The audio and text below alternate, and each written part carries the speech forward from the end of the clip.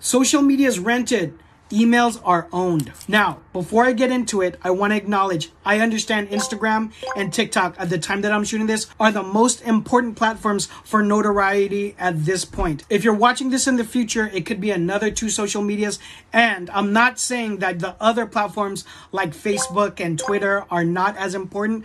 They're all important. But it might prove my point further that an actual email that's attached to your customer is way more important. You need to reframe how important your CSV game is. Even though open rates could be as low as 4%, if you can get yours to 15% or higher, you're batting it out the park. And I mentioned this before, but it's the difference between browsers and actual customers. Because when you purchase something, you're looking out for the email of the receipt and the shipping and keeping a record or communication with that company until you receive your product. So especially some of your most diehard fans with that 80-20 rule, the people who are gonna order the most over the lifetime of your brand, they're gonna be part of that open rate. And that customer is way more valuable than the rest of your customers in general. Another note I wanna bring up is you don't have to spend a ton of your time. I would not spend 40% of my time making my newsletter for each month. Instead of dropping 4 times a week,